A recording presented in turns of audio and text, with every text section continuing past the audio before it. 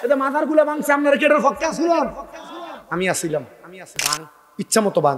অলি দুছি না, কথা কয় না। অলি পীর, অলি বেটি নেব পীর। আল্লাহ নবীরে প্রশ্ন করছি, ইয়া রাসূলুল্লাহ পীর কোনটা, হক্কানি পীর? নবীজি কয় ইজা রুউ যুকিরাল্লাহু আযজা ওয়া জাল্লা। পীরের দিকে চাইলে আল্লাহর কথা মনে হইব। কার কথা মনে হইব? আল্লাহ রাসূলের কথা মনে হইব। আল্লাহ আমরা এমন হক্কানি পীর দান করেন যে পীরের ঈমান আকীদা মজবুত। আমিন কর না। আর আমরা পিছন দিয়ালে উরুস মুবারক বেটি নেনা গান করে কইছেন না তো আপনারা, নাউজুবিল্লাহ। আর ইতার লাগে আমরা সুন্নিরা কই, সুন্নিরা বন্ড কেন কয়? কোন পীর মাসে শিখিয়ে দিছে আর দেখাই দিছে পিছনে উরুস মুবারক নাম দিয়া বেটি নেনা গান বাজনা করো। যদি বলতে পারেন কোরআন সুন্নাহর কোন জায়গায় লেখা আছে উরুস মুবারকের নাম দিয়ে বাউল গান করবে, শামীম রাজা জুতার মালা পরে মাধবপুরের মঙ্গলপুর থেকে বাইর হব, তবু কেউ দেখাইতে পারবে না। আর যারা উরুস মুবারকের নাম দিয়া বাউল গান করে এরা বন্ড, এরা বন্ড। এদের সাথে সুন্নিদের কোনো সম্পর্ক নাই। এরার কারণে সুন্নিদেরকে ভণ্ড বলা সাহস পায়। তোমার কেউ সাহস দেয় নাই আউলিয়া কেরামের সম্মান আজমত নিয়ে তুমি ভণ্ডামি করতে, তুমি ভণ্ডামি করো। এই জন্য দেখেন বিভিন্ন জায়গায় মাজারগুলোতে হামলা হইতেছে, হয় না? কথা কোন হয় না? এটা মাজারগুলো ভাঙছে, আপনারা কি এটার পক্ষে আসছিলেন? আমি আসছিলাম।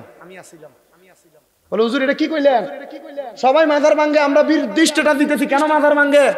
আমি আসছিলাম মাজার ভাঙার পক্ষে। আমরা চিন্তা করতেছি হুজুর আপনি কি ওয়াহাবি নাকি? না না, আমি সঠিক আহলে সুন্নাত ওয়াল জামাতের মূল কায়দার উপর আছি। বলে কিভাবে? যখন সবাই মাজার ভাঙে আমি কইছি ভাঙ ইচ্ছা মতো ভাঙ, ইচ্ছা মতো ভাঙ। কিন্তু কইছি বইন ফুটাই যতলা মাজার ভাঙছে খবর লয়ে দেন, একটা মাজারের লগে একটা মাদ্রাসা নেই। এক একটা মাজার আমি আমি আমি কই কি কই একটু শোনেন না, আমার লজিকটা যদি ভালো না লাগে আসলে আপনি কই।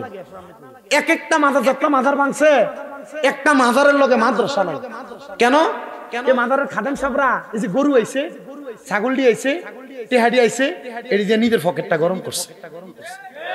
আরে মিয়া যদি একটা একটা করে মাদ্রাসা থাকতো প্রত্যেকটা মাজারের লগে, আর যদি 200-400 ছাত্র থাকতো, পোলাপেন যদি একটা একটা লাড়ি লইয়া দে ফকিন্নির ফুলারা মাজার ভাঙতো দৌড়ানি দিত, তার বাপের সাহস ছিল না একটা মাজারের এই ছোলার।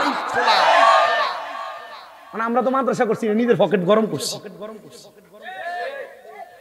আবার আবার চিন্তা করে কইলাম মাজার যে ভাঙে এরা দুপুর ইট ভাঙে ফাল্লা যদি কই রাখায় বই ফুটায় মাথার ইটটি ভাঙ্গা যে জায়গার ভিতরে অলিরে দাফন করা সেই জায়গা পর্যন্ত খুললা দেখ আল্লাহর ওলি জিন্দা। যদি অলি হক হয় উনি জিন্দা থাকবো, দেহ পচবে না, মাটি খাবে না। কারণ আল্লাহ কইছে ওয়ালা তাকুলু লিমান ইউকতালু ফি সাবিলিল্লাহি আমওয়াত বাল আহইয়া ওয়ালাকিন লা তাশউরুন। যারা আল্লাহর রাস্তায় শহীদ হয়ে গেছে, ইন্তেকাল করছে, চলে গেছে, এরা মরা না, এরা জিন্দা। যদি হক আল্লাহর ওলি হয়ে থাকে ওনারা থাকবে। এর লাগে আমি পক্ষে আছি। তবে সুন্নিদের দরকার প্রত্যেকটা মাজারের আন্ডারে আন্ডারে একটা মাদ্রাসা তৈরি করা। সুন্নিদের মাদ্রাসা নাই, আমরা ফোলা ফাইলে মানে নামতাম পারি না, আমরা মারামারি করতাম পারি না, আমরা কাটাকাটি করতে পারি না, দলাদলি করতে পারি না। সুন্নিরা নীরব নিস্তব্ধ, সুন্নিরা জামালি হালতে থাইকা সুন্নিরা আল্লাহর ওলিদের দরবার নিয়া সুন্দরভাবে থাকে। তবে ওই দরবার যেটা হক্কানি দরবার। কথা কন, আল্লাহর ওলি হযরত আব্দুল মান্নান ফারুকী নূর মিয়া হুজুর কইছিল গান বাজনা করতে, গান বাজনা নেই। যেন আমাদের উপর কোন বাতিল ফেরকা বাম আঙ্গুল তুইলা না দেখাইতে পারে, আমরা সেই দিকে হুঁশিয়ার থাকতে হবে। কথা কন। এই যে মহিলারা পর্দার অন্তরালে, মহিলার কোনো দেখা আছে এখানে? বিভিন্ন জায়গায় তো মাশাআল্লাহ দিলে ভিডিওতে ঢুকে ঢুকে না। আমি মাঝে মাঝে হযরতে গেছু দারাজ কেল্লা সার মাজারে গেলে যখন ঢুকি ডাইন দিক দিয়ে বেরিয়েছি দেখলে তো আমার মাথার রক্তটা গরম হয়ে থাকে। বলে হুজুর কি লেগে?